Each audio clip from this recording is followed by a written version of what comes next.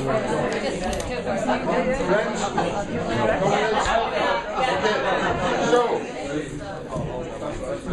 have a little shuffle with your what you had in your pocket. Now, spokesperson from each group. What's your group say? I think we're saying it stays the same. Next group? Stays the same. Same. Yeah, we stays the same. There's a cultural meme happening here. Increases. Increases.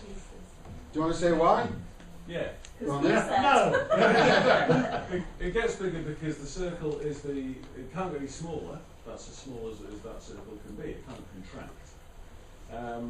And the metal will expand generally as you heat it up, because metal does expand when you heat it up. It can only expand outwards. So the circle should get bigger. And also, when you want to get the lid off a jam jar, you heat it up. Do you? Yeah. Over in the back. What did you have? Increases? You want to change your mind? We have decreases. Yeah. Decreases? Yeah. Hey, anybody want to change your mind? No. Last shout. No. Okay, it increases. Yeah. Right? It increases. But actually not for the reason that you were. So, right? Basically what happens is that the atoms, when you heat them up, they all get a bit crazy and they push away from each other. Right? Now I can tell you what that's called in physics. But I'm trying to illustrate the point that that process of sorry? Don't believe you. Okay. We're going to experiment. Yeah, I can show you the physics. Right? But something happens when you ask a group, right? Now let's just go do it the other way. Did anybody change their mind compared to what they had in their pocket? Yeah. Put your hand up if you change your mind. Now that's interesting in its own right. Now you can be manipulated and whatever else, but you know, if we have some respect for our free will, sometimes we think, you know what, that's a better reason than what I had. So there's something very symbolic about this. Okay, a couple more to finish. Yeah, it comes from this book, which is a very interesting book all about collaborative learning. Okay, now this is happening, ironically, in our nation, right? I've been working with Welsh Government on the development of new curriculum, and absolutely fascinating. And you know, the new curriculum in Wales talks much more than ever before. It's a very radical project about collaboration. Okay, peer assessment comes in. So there's stuff going on. What's interesting about the new curriculum for Wales is that young workers are crawling all over it, because actually they're well designed to be involved, because it's a re-emergence of our group work cultures. Okay. Now a couple of thoughts on philosophy, because I always do that, right? There's something important about this. This is Merrieux, one of my favourites. Yeah? And basically what he says is that there's two worlds that kind of affect young people. There's home, you can read it there, and there's school. But in both those places, generally you're subject to others, people in power. So the community becomes, for him, essential as a place of learning, for the gradual emergence of autonomy in adolescence. So somebody has to protect the community as a space and place and way of learning. And you know, it seems to me that detached youth workers having a foot in, at least a foot in public space, have got that. So a couple of quick images to show how our colleagues in this case in other countries are winding it up in community. This is from France. Young people, what's going on in your community? And young people made a map of all the issues. These are the things that were said.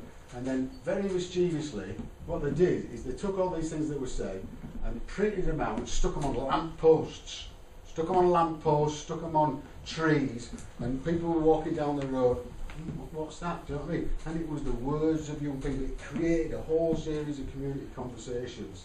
In the Czech Republic, I had my Kolefeld once from a translator because I used the word social to it. He said, hang on a minute, in Czech, there's two words for social, two words for community, right? Sociální, which is all the kind of formal bureaucratic side of life. And he says, we've got another word, společenský. It's like social, community, that kind of stuff. So when you come into Czech Republic, work out what you mean when you mean social and community. I teach this to students now. because what happens is you can get seduced onto that side of the page when you've only got one word. And it's not like we're short of all the theories. Look that stuff up. Community, there's theory of social interventions. It needs a bit of dusting off, I suggest. Thompson stuff on anti-oppressive practices. It's just as good, but use it for this. There's all the individual stuff that we spend almost our lives in. There's the community stuff. There's the structural. You know, you need to be ticking all these 3 boxes in your practice, says I. And some of it's very simple. Look at this one. I love this. Absolutely love this. A 6-year-old child has lost a toy and asks the father for help. The father asks, where she saw last, the toy. And the child says, I can't remember. He asks a series of questions. Did you have it in your room? Outside? Next door? To each question the child answers, no. When he says, is it in the car? She says, oh, I think so. And she goes and gets the toy. Dr. Gallimore asks, who did the remembering? Who did the remembering? And because we think of remembering, how can it, remembering is just, it's always individual, isn't it? No, it's a joint accomplishment. Sometimes it's just about thinking differently. Oh, one from an evaluation I did of a detached youth work project in London, and I went out on the street. They were great. They were great. Wonderful at conversation, all those kinds of things. And then at the end of the night, we were talking to this group, we bid our goodbyes, and one of the detached youth workers said, I'll see what I can do about that. And when I got him in the office, I ripped his head off. And I said, change your pronouns. Change your pronouns. Next time, say this. Let's see what we can do about that. Let's work together, you know, to do something about that thing. And take your hand away. And the last one is from Dewey. In the final accounts, not only does social life demand teaching and learning, but the very process of living together educates. It enlarges and enlightens experience. It stimulates and enriches imagination. It creates responsibility for accuracy and vividness of statement and thought. A man really living alone would have little or no occasion to reflect upon his experience, to expect its next meeting. It's because of our relationship, because of what others do to us, that we learn. Now I'm afraid I have to put one more in, given what happened in America this week, and it comes from Peter McLaren. We need hope. We need hope in an era of cynical reason. We must engage in the construction of public spheres. We need to do community work, he says, of hope and reason beyond the comfort of individualism of our everyday life. We must search for common ground of struggle rather than a common culture. So we have to think and talk together and then work together.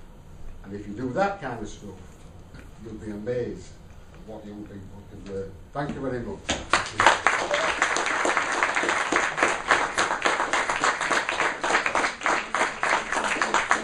Thank you, Graeme. As stimulating, thought-provoking as ever. Unfortunately, we've run out of time for questions. Graeme will be here all day. If you have anything you need to follow with Graeme, what we're going to do